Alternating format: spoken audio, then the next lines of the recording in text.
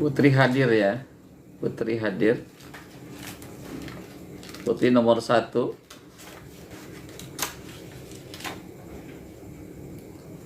Putri IPS 2 number 1 tanggal 20. Putri IPS 2. Kenapa asam lambung gitu ya? Naik terus asam lambungnya kenapa, Put? Put, kenapa asam lambungnya, Put?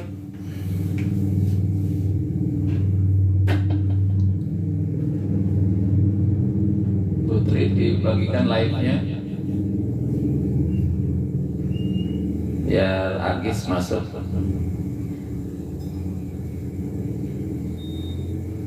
Jangan telat atau kemana-mana bekal makanan, bawa tas yang ada itunya wadah makanannya, jangan telat. Kalau telat bahaya. Siti Wana udah hadir ya. Siti Wana 10-1.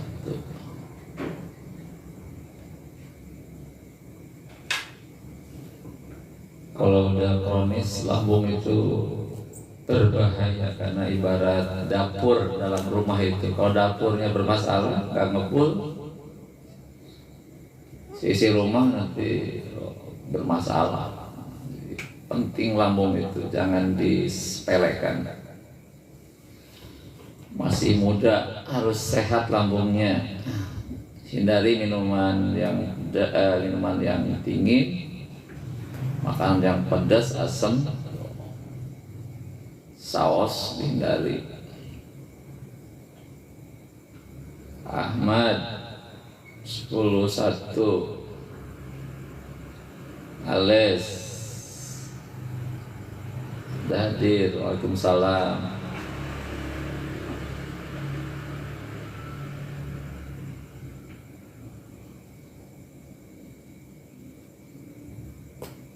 Siapa lagi kelas 10-1 yang hadir? 10-2 belum ada yang masuk. 10-2,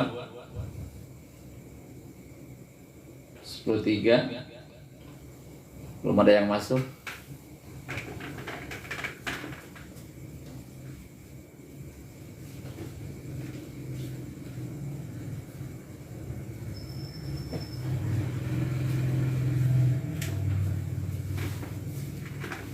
Nabila 10-3 ya.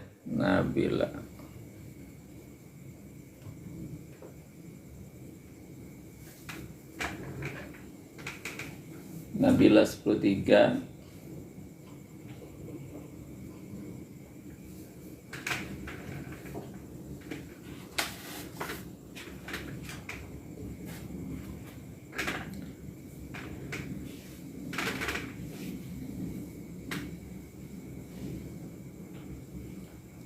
Siti Laila 10-3 ya.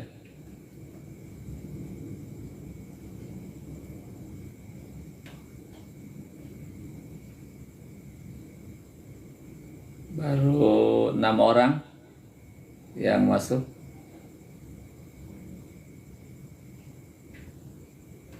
Materi kajian malam hari ini akan membahas surah Al-Alaq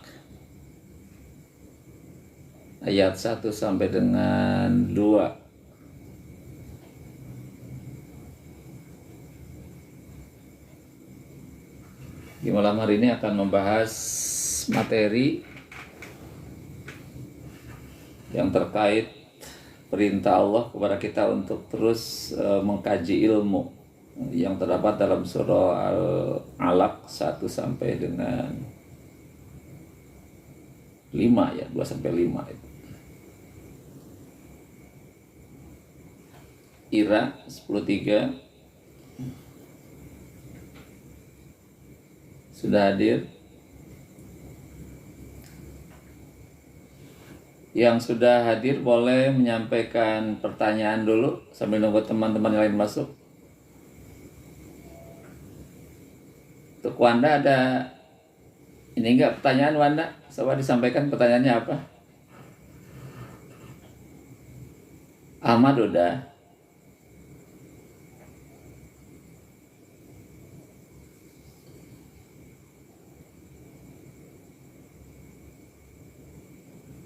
Alvino 10.3. Asila 10.3. Riana 10.3.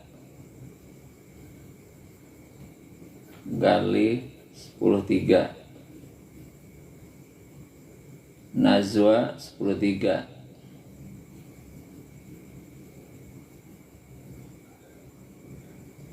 Tadi Fikri masuk, tadi Fikri udah masuk ya Fikri ya?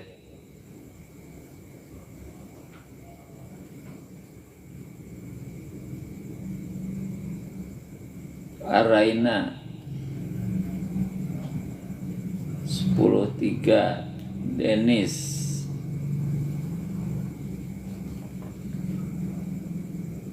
ya. Ika Mama dari Duan.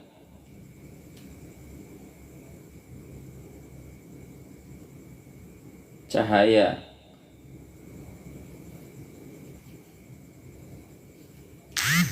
Widya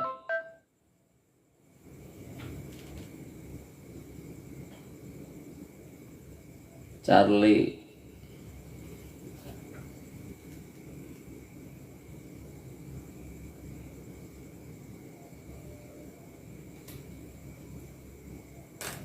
Charlie 10.3 sudah hadir. Riana belum ya. Riana 10.3. Cahaya 10.3. Puji 10.3. Fitriatul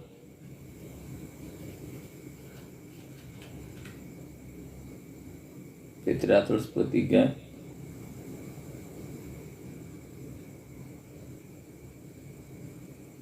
Kurban sudah dibahas malam kemarin, sekarang ganti topik, ganti tema.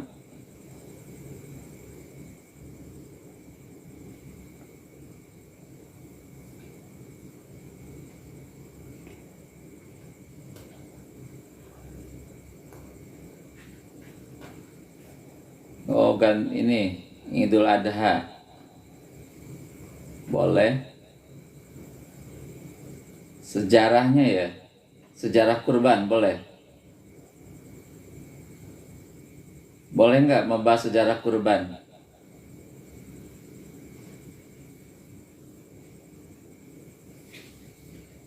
Ya nanti kita coba membahas sejarah kurban ya.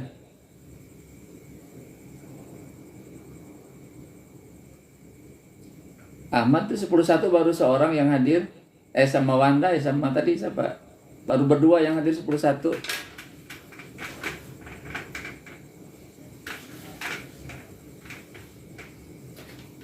10.1 baru 2 orang, Ahmad sama Wanda, yang lainnya belum masuk.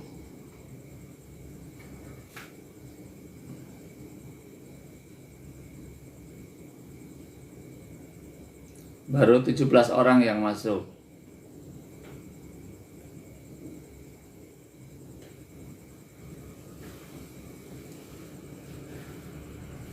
Kita mulai jam 20 lebih 25 ya, 25 atau 23, 5 menit lagi. Kita mendata dulu yang hadir malam hari ini. Dan siapkan pertanyaannya. Yang sudah hadir siapkan pertanyaannya.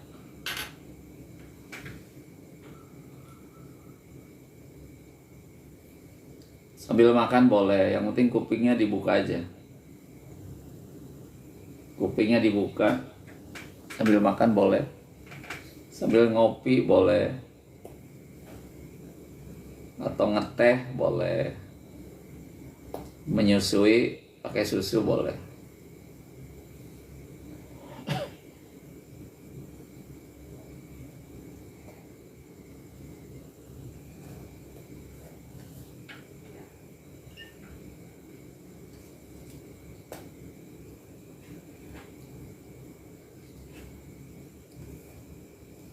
ngerjain tugas, ambil tugas boleh.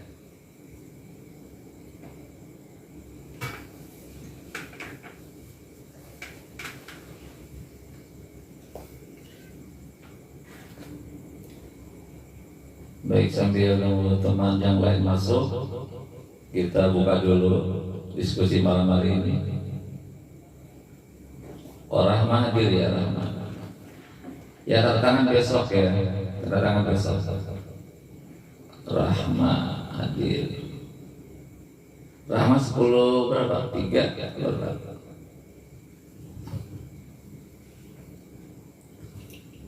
Seli.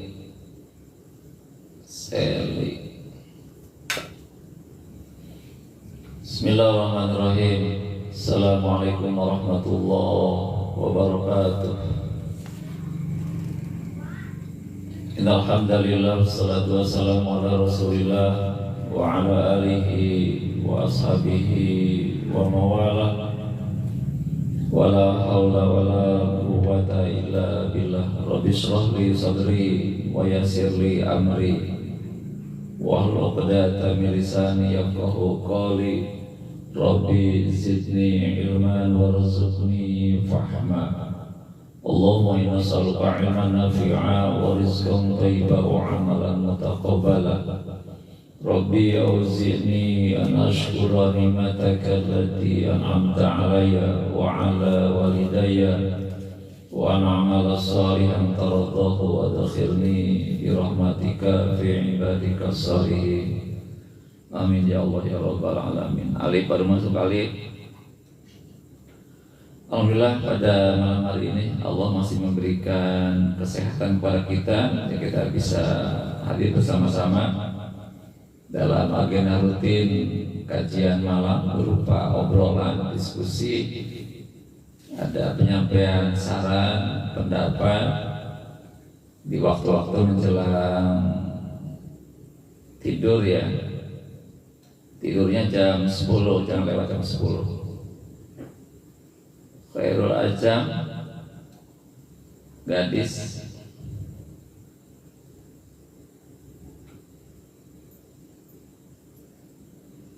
oh saya nggak ikut mabit ya malam ini, di rumah saja.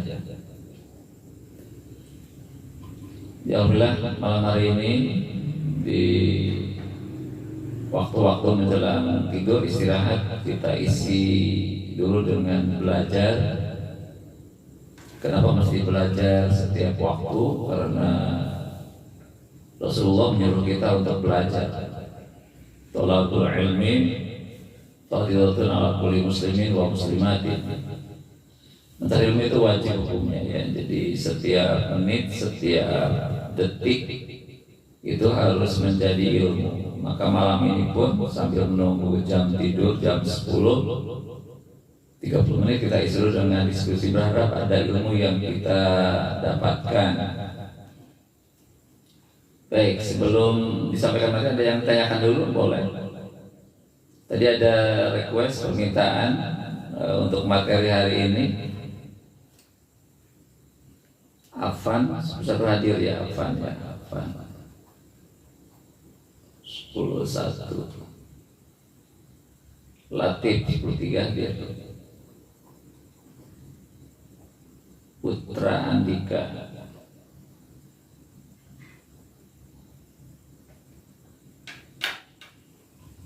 Ya baik, untuk materi hari ini tadi ada permintaan dari siswa.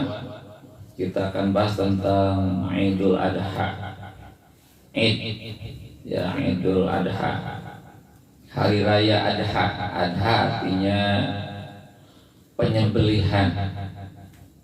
Ya, Adha artinya penyembelihan.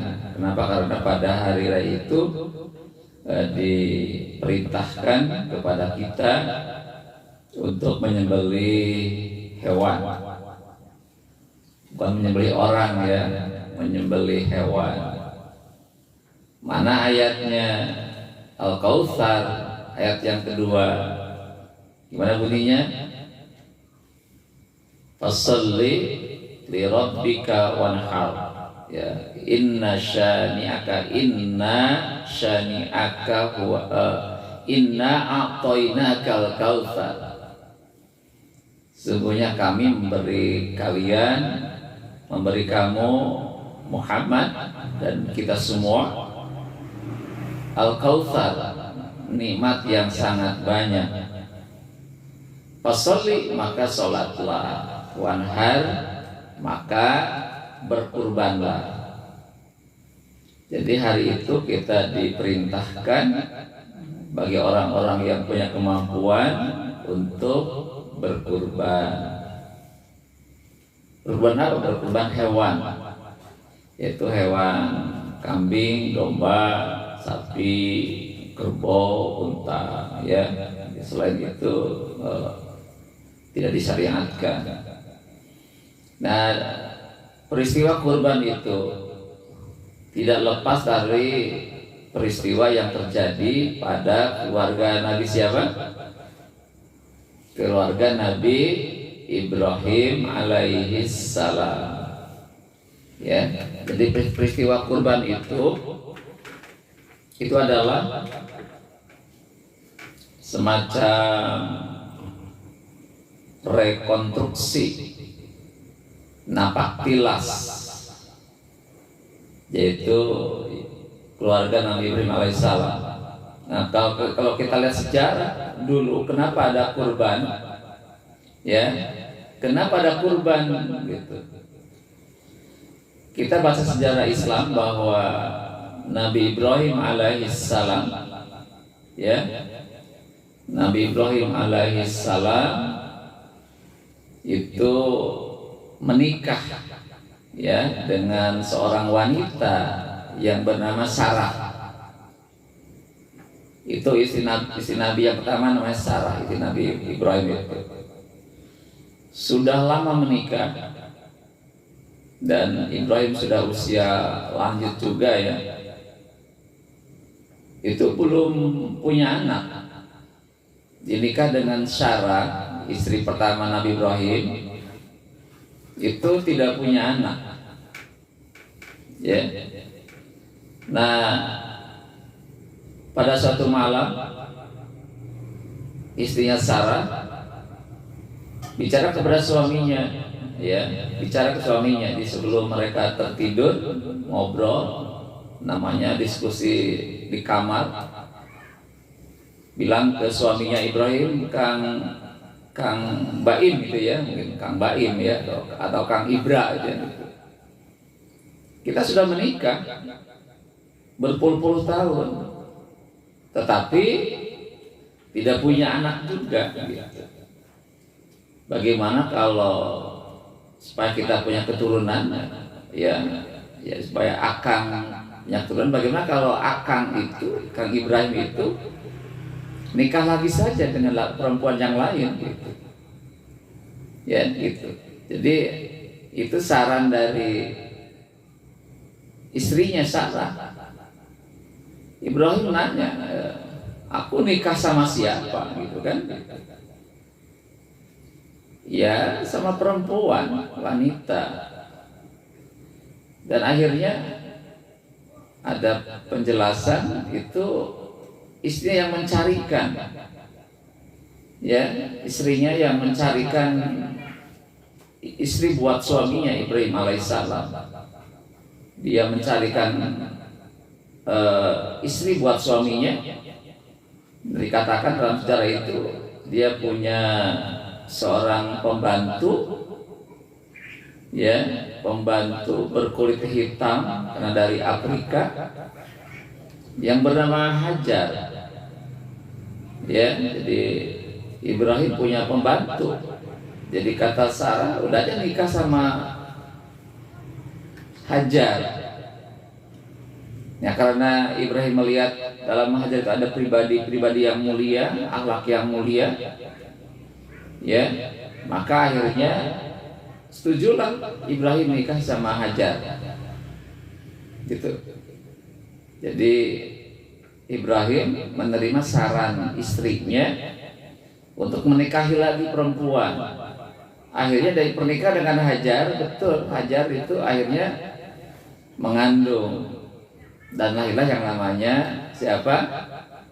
Ismail alaihissalam. Ya, Ismail, bayi kecil yang cakep ganteng, ya, Ismail. Dan kemudian setelah lahir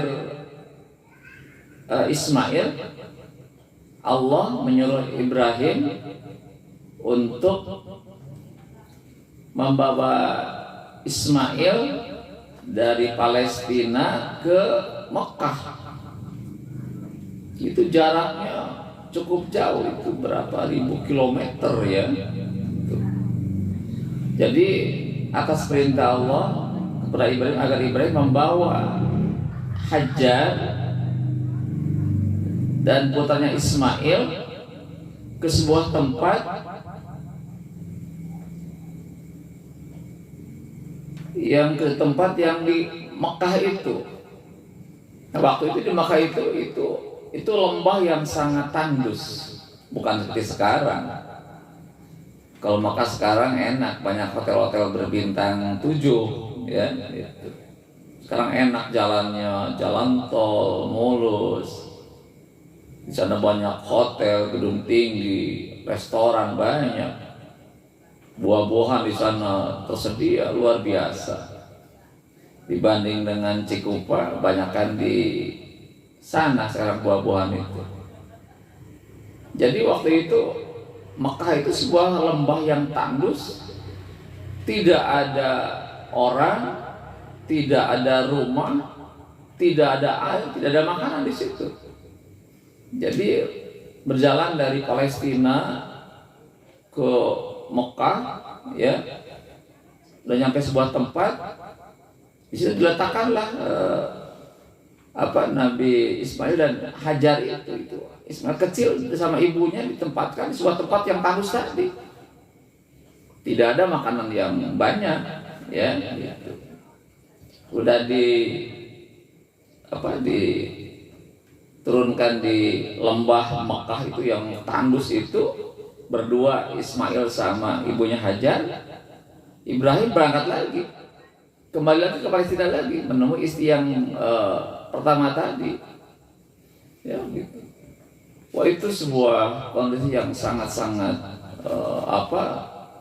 sangat mengkhawatirkan. Kenapa? Karena Ibrahim menyuruh mereka tinggal di sebuah tempat yang tandus, yang tidak ada apapun. Tetapi Hajar yakin. Jadi kalau memang itu perintah Allah, kata Hajar, maka insya Allah akan memberikan kehidupan kepada mereka berdua.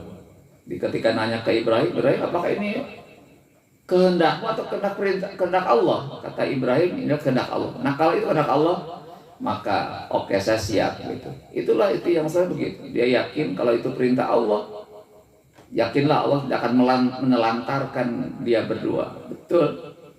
Setelah Ibrahim pergi kembali ke Palestina, berdua di kota Mekah, di lembah yang tandus tadi. Dan kemudian suatu hari cadangan minuman sudah habis, ya. Cadangan minuman sudah habis, yang beberapa wadah itu. Terus mohon maaf, air susu Hajar pun sudah habis. Dan akhirnya Ismail menangis karena kehausan, pengen minum. Air sudah habis dan air susu Hajar pun sudah habis. Nangis terus di tempat itu. Karena melihat kondisi anak yang terus nangis, ya seorang ibu tidak tega kan. Akhirnya Hajar berangkat ke Bukit Sofa. Itu kan bisa, maka itu ada Bukit Sofa di situ. Ke Bukit Sofa. Ya. Terus ke Marwah. Di Sofa nggak ada air. Dari Sofa ke Marwah itu kurang lebih ada jaraknya kurang lebih 500 meter, setengah kilo. Dari rumah saya, dari Cikupa, dari SMA ke pasar. Pergi ke sana, lari-lari terus, lari-lari kecil. Bolak-balik 7 kali nggak ada air. Sofa, Marwa, Sofa terus 7 kali nggak ada air. Kurang lebih 3,5 kilometer itu bolak-baliknya Hajar itu. Tapi dengan anugerah Allah udah 7 kali bolak-balik dan sudah mungkin Hajar udah kecapean ya. Tapi Allah memberikan mukjizat ya, irhas kepada Ismail alaihissalam. Ketika kaki Ismail itu bergerak-gerak ya, dan nimpa tanah itu karena mungkin gerakan kaki karena kehausan Ismail kecil itu, dan kakinya menghentak ke tanah. Apa yang terjadi? Dari hentakan tanah kakinya Ismail keluar yang namanya Zam-Zam. Zam-Zam artinya berkumpul gitu artinya. Zam itu hanya berkumpul ya. Akhirnya air itu datang di situ. Ya, akhirnya dengan air yang melimpah tadi, akhirnya Ismail bisa minum sepuasnya. Itu di luar akal kita. Masa di padang pasir ada air yang begitu banyak? Aneh kan? Tapi itu bagi Allah adalah hal yang sangat mudah. Untuk apa ada air? Untuk menyelamatkan Ismail dan Hajar. Kita itu butuh air. Makanya air Allah keluarkan dari muka bumi ini. Dan juga Allah keluarkan dari langit kan? Wallahu anzala minas sama'i ma'an gitu. Disitulah airnya Ismail tubuh berkembang jadi anak-anak balita atau balita bayi 5 tahun, terus jadi anak-anak, kemudian sampai masa remaja ya, kurang lebih usia 13 tahunan, tubuh berkembang sampai 13 tahunan ya gitu. Dan kemudian nengoklah bapaknya Ibrahim alaihissalam ke situ. Jadi sekian lama ditinggal oleh Ibrahim. Ibrahim balik lagi nengok ke lembah Mekah itu. Sekarang Ibrahim sudah jadi anak remaja. Ya, anak remaja yang lagi lucu-lucunya. Lincah, agresif, aktif, dia ya gitu. Nah, ketika Ibrahim itu sampai di kota Mekah beberapa hari, ketika Ismail itu berusia remaja ya, kayak anak SMP SMA Cikupa ini, apa yang terjadi? Nabi Ibrahim itu bermimpi pada suatu malam. Ya, ketika Nabi Ibrahim bertemu dengan Ismail seorang anak remaja pada suatu malam, itu malam 8 Zulhijjah ya, malam 8 Zulhijjah itu Nabi Ibrahim bermimpi. Mimpinya apa? Adalah dalam mimpi itu Allah menyuruh Ibrahim menyembelih putranya Ismail. Itu mimpi yang bikin kaget Ibrahim. Coba, sudah tidak lama nggak ketemu, yang kedua tidak punya anak sama menikah berpuluh tahun, pas punya anak disuruh nyembelih. Coba. Siapa orang tua yang siap mentalnya? Sudah lama nggak punya anak, sudah punya anak disuruh disembelih. Coba, saya nggak sanggup disuruh nyembelih anak. Ibrahim gimana? Ketika malam 8 Dzulhijjah itu bermimpi, itu namanya malam tarwiyah ya, malam bermimpi itu, beliau masih ragu gitu. Ini mimpi benar atau enggak gitu kan? Ini dari Allah, dari setan ini gitu. Malam itu masih ragu, benar enggak? Masa Allah nyuruh nyembelih anak? Yang benar aja, kata Ibrahim. Tapi kemudian malam 9 mimpi lagi yang sama ya. Jadi malam 9 Dzulhijjah itu Ibrahim bermimpi lagi sama mimpinya. Itu namanya malam Arafah itu ya. Nah, itu. Jadi malam 8 bermimpi, Nabi masih ragu.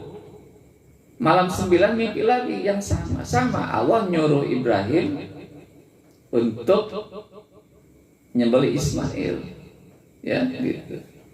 Nah, karena udah bermalak 2 kali berturut-turut mimpi, itu yakinlah. Ya, Nabi Ibrahim yakin bahwa ini adalah perintah dari Allah. Jadi malam 8 bermimpi masih ragu. Malam 9 Nabi Ibrahim sudah yakin bahwa ini adalah mimpi yang benar, perintah dari Allah untuk menyembelih putranya Ismail. Nah, maka ketika bangun pagi, ya, ketika bangun pagi itu Ibrahim memanggil putranya. Memanggil putranya apa? Ismail. Dia menceritakan bahwa tadi malam dan malam sebelumnya beliau bermimpi, kata Ibrahim, ya bunaya, ini ara fil manam, ini adbahuka, kata Ibrahim. Wahai anakku, ya bunaya, itu panggilannya sangat hebat. Wahai anakku Ismail, ini ara fil manam, gitu kata Ibrahim itu. Aku melihat dalam mimpiku. Ini adbahuka, aku diperintah untuk menyembelih kamu, gitu. Kata Ibrahim, mada taro, fangdur, mada taro, gitu kan. Pikirkan oleh kamu, bagaimana menurut kamu, gitu kan, gitu.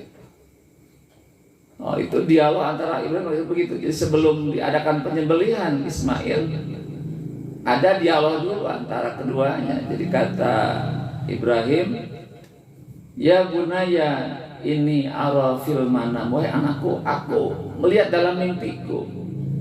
Ini azbauka, aku menyembelih kamu, gitu kan. Fandur, mada taro, maka pikirkan wahai anakku, bagaimana menurut kamu.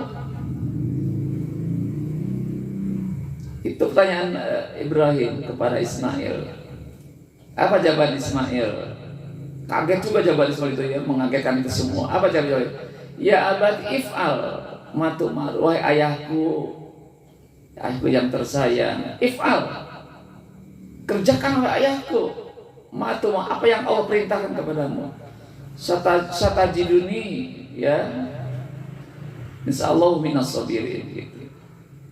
Jawaban Ismail kepada ayahnya, wahai ayahku, kerjakanlah apa yang Allah perintahkan kepadamu, semoga engkau mendapatiku orang-orang yang sabar. Itu jawaban yang luar biasa. Kenapa Ismail mengatakan kerjakan wahai ayahku? Dia anak yang soleh, yang patuh kepada Allah.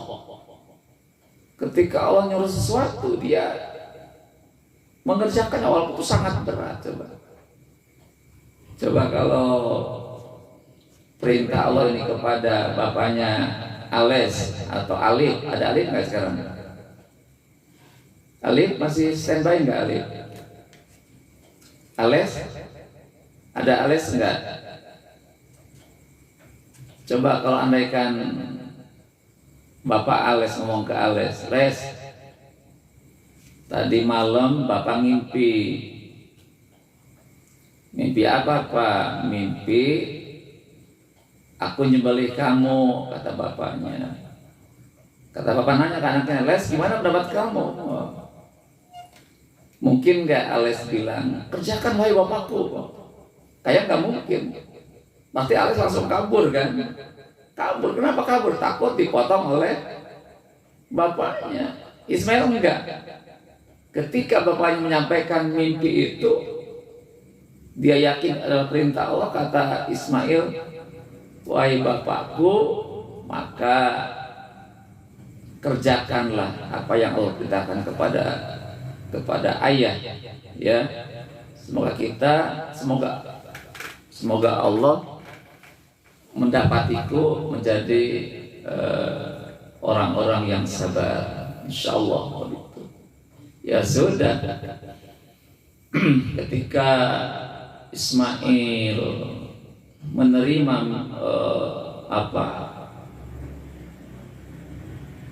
mimpi tadi, yaitu adalah perintah untuk menyembelih Ismail, maka pada tanggal 10 itulah, ya tanggal 10, jadi tanggal 9 itu adalah hari Arafah.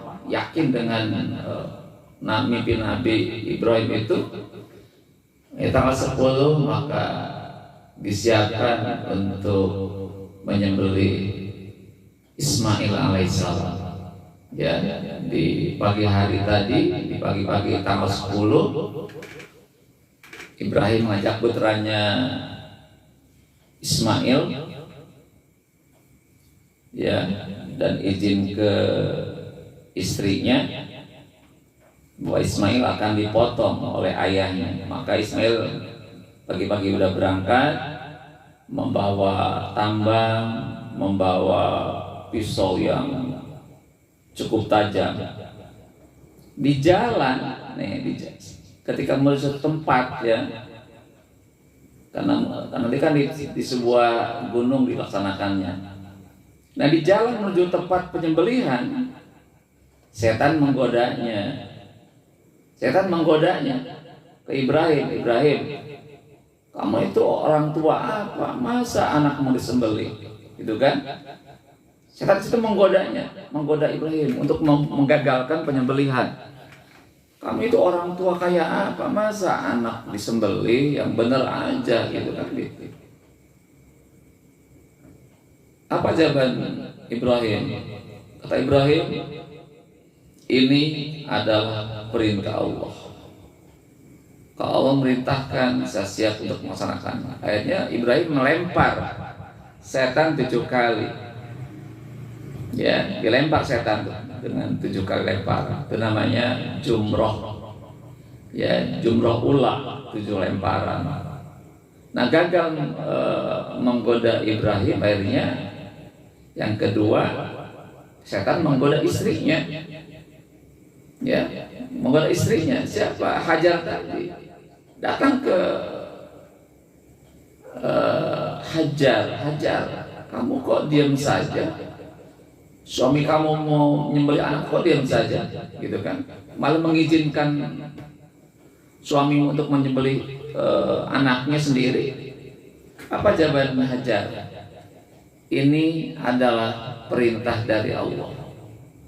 Kalau perintah dari Allah, kita siap melaksanakannya. Lempar 7 kali. Itu namanya jumroh wusta, 7 kali. Itu di Mina ya kejadiannya itu ya. Gitu. Gagal menggoda Hajar. Satu lagi yang siapa? Akhirnya setan mendekati Ismail. Ya, mendekati Ismail. Disitulah setan menggoda Ismail. Wahai Ismail, kamu tuh akan disembelih sama ayah kamu, gitu kan? Masa kamu menerima? Masa kamu mau disembelih sama ayah kamu sendiri? Kamu harus menolaknya dong, gitu kan? Digoda terus ke Ismail. Apa jawaban Ismail? Sama. Ini adalah perintah dari Allah. Kalau perintah Allah, kita harus siap melaksanakannya. Itulah keluarga yang akidahnya sangat kuat, ya. Ibrahim bapak itu bapak yang akidahnya kuat, taat kepada Allah. Hajar sosok istri yang taat kepada Allah, akidahnya mantap. Ismail juga adalah anak yang soleh yang taat kepada Allah. Coba kalau dalam sebuah rumah tangga, tiga-tiganya soleh, akidahnya mantap, ya sudah, itu akan berhasil. Jadi akhirnya dilempar lagi sama Ismail itu si setan ini, itu namanya jumroh Aqobah itu. Dan sudah akhirnya setan gagal menggoda ketiganya, ya, dan akhirnya terus berjalan ke sebuah tempat.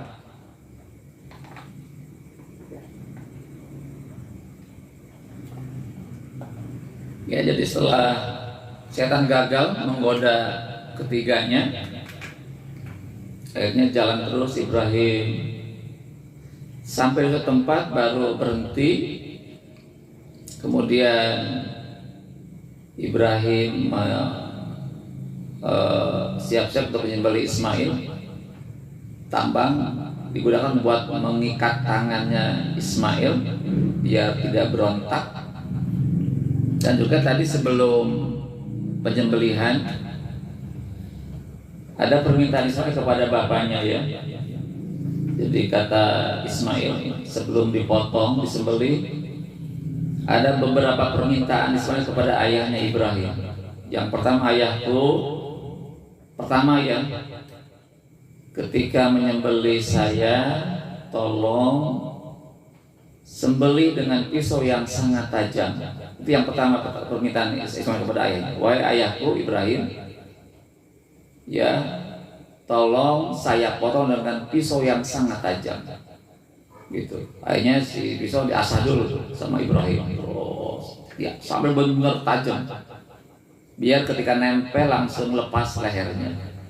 Kalau semakin cepat lepas lehernya, ya, urat yang dua ini sakitnya tidak lama. Itu maksudnya.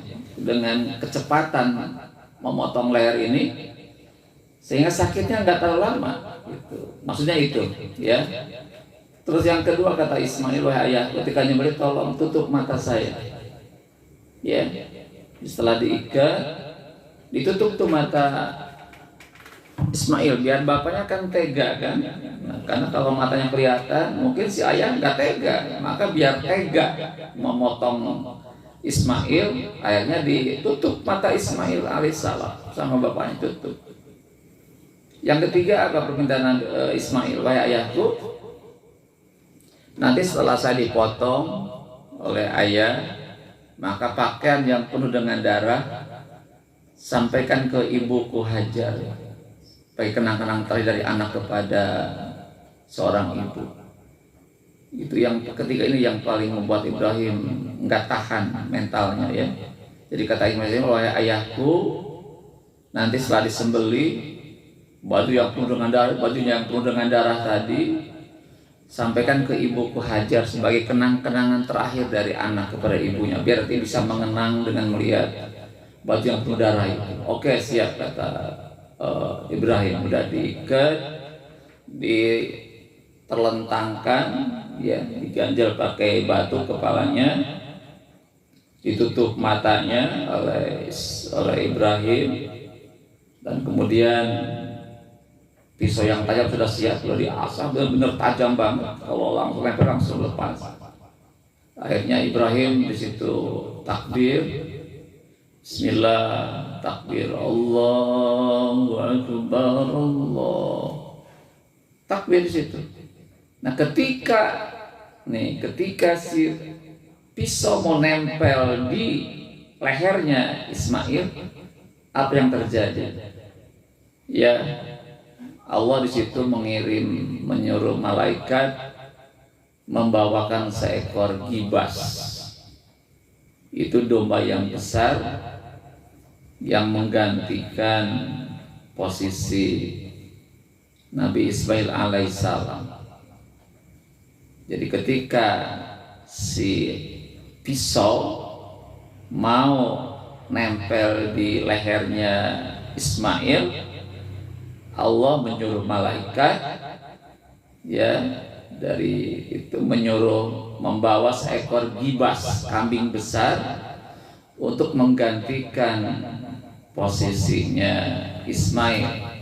Jadi akhirnya yang terjadi adalah yang dipotong adalah seekor kambing yang cukup besar, bukan Ismail akhirnya. Jadi kata Allah, engkau telah lulus dengan ujian itu dan engkau sungguh-sungguh melaksanakan perintah Allah, maka sebagai hadiah ketaatan kepada Allah, maka akhirnya Allah mengirimkan seekor kambing besar untuk menggantikan posisinya Nabi Ismail alaihissalam. Nah, disitulah terjadi penyembelihan kurban dengan kurban seekor binatang, kambing atau gibas. Apa hikmah semua itu? Kenapa sampai digantikan sama kambing? Tidak Ibrahim yang dipotong. Kalau sampai terjadi kurban terhadap Ismail alaihissalam dalam sejarah itu, berarti boleh jadi dong setiap tahun seorang bapak nyembelih anaknya masing-masing. Coba silakan ditafakuri. Kalau sampai terjadi, ya, Ibrahim menyembelih Ismail, dan Allah tidak menggantikan posisinya dengan posisi kambing, berarti setiap tahun bulan Zulhijjah setiap bapak wajib menyembelih anaknya, gitu. Coba, itu perintah yang sangat berat kan? Nah, karena itu perintah yang sangat berat, maka Allah menggantikan posisinya dengan kambing. Maka sekarang syariatnya apa? Setiap tanggal 10 Zulhijjah, seorang mukmin yang sudah punya kemampuan itu diperintahkan untuk menyembelih binatang, bisa kambing, domba, dan sapi, kerbau, dan sebagainya. Bisa dimengerti ya? Itu sejarahnya begitu. Jadi ada satu proses yang cukup panjang, ya. Ketika Israel sudah beranjak remaja, Nabi bermimpi, mimpinya nyembelih Ismail, maka Ibrahim taat kepada Allah. Tapi tadi karena Ibrahim sudah taat dengan berita Allah, akhirnya terjadi apa? Akhirnya Allah memberikan hadiah dengan menggantikan Ismail dengan seekor kambing. Maka sekarang umat Islam hari ini nggak usah nyembelih anaknya, tapi cukup nyembelih seekor kambing. Tadi fasalli li rabbika wanhar, bersolatlah Idul Adha tanggal 10 itu, dan kemudian menyembelih seekor kambing atau domba atau sapi. Kata fikih, kalau kambing hanya untuk satu orang yang berkurban. Kalau sapi boleh 7 orang. Boleh nggak seorang satu sapi? Boleh. 7 orang boleh nggak? Boleh. Gitu. 3 orang boleh nggak? Satu boleh. Gitu. Hanya tadi maksimal sapi itu boleh sampai 7 orang. Karena memang sapi kan cukup mahal ya. Sekarang sapi kisaran 25 juta yang sedang itu. Kalau yang gede bisa 40 juta. Karena itu cukup mahal, maka dibolehkan kita gotong royong dalam menyembelih seekor sapi. Kalau kambing cukup 1 orang saja. Nah, disitulah jadi itu satu proses sejarah. Kenapa ada kurban? Ya, ada kurban seekor binatang. Yang tadi peristiwa napak tilas, peristiwa Nabi Ibrahim terhadap anaknya Ismail. Dan kemudian apa makna filosofi berkurban binatang itu? Apa makna filosofinya? Adalah kita harus menyembelih sifat-sifat kehewanan dalam diri kita. Mana adalah jadi setiap orang mukmin, orang muslim wajib menyembelih sifat-sifat kehewanan, kebinatangan dalam diri kita. Apa sifat binatang itu? Melanggar kaidah-kaidah agama, tidak mengenal hal dan haram. Ya. Jadi membunuh sifat-sifat binatang yang tidak mengenal halal dan haram. Coba kalau ayam lagi ada maunya ke betina gitu kan, dikejar-kejar langsung dilakukan di tempat umum kan gitu. Jadi kalau ayam punya syahwat kepada lawan jenisnya, dikejar aja dia, lakukan di mana saja. Nah, manusia harus membunuh sifat itu dengan cara apa? Dengan cara menikah. Tidak boleh laki-laki suka perempuan langsung kejar-kejar, langsung dilakukan perzinahan, jangan. Yang kedua, hewan cenderung untuk ada sikap serakah, ya. Lihat tuh, binatang lagi perebut makanan. Oh, siapa yang duluan diambil sendiri. Itu juga sama, kita orang mukmin maka harus bisa membunuh sifat serakah dalam diri kita. Kita harus berbagi dengan yang lain. Jangan tamak rakus, tapi kita harus hidup berbagi dengan yang lain. Ya itu saya kira sedikit penjelasan terkait dengan peristiwa kurban ya yang menimpa keluarga Nabi Ibrahim alaihissalam. Ibrahim sebagai contoh idola, contoh profil bapak yang soleh. Hajar adalah contoh profil ibu yang soleh. Ismail adalah contoh profil anak yang soleh. Kalau tiga-tiganya soleh, akan lahir anak-anak yang soleh. Maka dari Ismail inilah keturunannya kan banyak nabi ya. Gitu. Nabi Muhammad pun itu dari keturunan Ismail. Dan juga yang paling yang aneh juga, ini anehnya ini ya. Ketika Ibrahim nikah sama Hajar dan punya anak Ismail, nah Sarah yang dulu susah hamil, akhirnya Sarah hamil juga pada ujung-ujungnya. Ya, gitu. Ketika awalnya Sarah itu tidak punya anak dan nyuruh suaminya nikah dengan Hajar.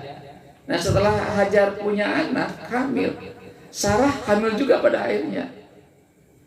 Lahirlah di situ anaknya namanya Ishak. Ishak kan nabi juga kan? Yakub, Yusuf. Oh, itu. Di dua jalur ya. Jadi Ismail, jalur Ismail sampai ke Nabi Muhammad. Jalur Ishak, Yakub, Yusuf terus sampai Nabi Musa. Itulah kehebatannya, kemujazatannya Allah yang diberikan kepada keluarga Ibrahim. Akhirnya dari dua istri itulah lahirlah keturunan yang orang-orang soleh. Maka dikatakan Ibrahim adalah Abul Anbiya. Artinya apa? Bapak para nabi. Ya, jadi punya gelar Ibrahim itu namanya Abul Anbiya, bapak para. Kenapa? Banyak anak-anak Nabi Ibrahim yang jadi nabi. Itu ya jadi sejarah kurban. Kita berharap ada hikmah yang kita ambil dari peristiwa itu. Jadi kita sebagai anak, saya pun anak sekarang karena punya orang tua. Anda pun sekarang anak dari orang tua Anda kan, gitu. Maka jadilah anak-anak yang soleh. Ya, karena tadi muatan agama cukup kuat, pembinaan Hajar ke anaknya itu dia digombleng nilai agama sehingga lahir anak-anak yang soleh. Tidak pernah Ismail main game tiap malam, nongkrong di Mardi Gras, ya ngerokok, minuman keras, narkoba, enggak. Anak yang soleh dia itu. Maka ketika diperintah oleh Allah dia taat banget. Itulah satu produk dari pembinaan ibu yang soleh. Maka itu anak-anak yang soleh juga. Itu kira hal yang penting kita pahami dari peristiwa kurban. Dan insya Allah pada sesi berikutnya kita akan bahas juga tentang haji. Haji pun sama, itu merupakan napaktilas peristiwa Ibrahim, Ismail dan Ibrahim, Ismail dan Hajar. Ya, jadi ada napaktilas kejadian yang menimpa keluarga Ibrahim. Ya, nanti ada peristiwa Sya'i, ya, bermalam di Mina, ada jumroh. Itu adalah napaktilas daripada peristiwa yang menimpa keluarga Nabi Ibrahim alaihissalam. Itu barangkali untuk kajian malam hari ini. Ada yang mau disampaikan? Boleh? Atau sebelum keluar ya absen dulu? Masih standby? Siapa yang mau standby malam hari ini? Ahmad masih. Ira masih ya. Ira oke, Ira masih. Gali, nah, Gali masih. Mesa ya, Mesa masih. Ahmad masih ya, Ahmad masih. Rahma masih ya. Laila masih. Novia, Charlie masih. Puji masih. Riana, Ridwan, Sally, Nabila, Gadis, Sahlan masih ya. Riana masih. Nabila masih. Nafira masih standby. Wanda masih ada nggak Wanda? Gadis masih ada. Cahaya masih. Ya, sekali lagi terima kasih atas kehadirannya, dan ketemu lagi besok insya Allah. Besok kita akan ketemu lagi jam 5 pagi untuk kajian tahsin Al-Quran ya. Jadi sekali lagi, jadi setiap pagi, kemarin ada libur sehari. Insya Allah besok pagi kita akan bergabung kembali jam 5 lebih dikit sampai jam 5.20 menit paling ya, atau maksimal 30 menit. Kita ada kajian tahsin Al-Quran langsung dari Masjid SMA 4 atau tayangannya yang gitu. Ya, turun sedayana ya. Tutup dengan hamdalah. Alhamdulillahirabbil alamin. Subhanaka Allahumma wa bihamdika asyhadu an la ilaha illa anta astaghfiruka wa atubu ilaik. Assalamualaikum warahmatullahi wabarakatuh. Selamat istirahat ya, mangga.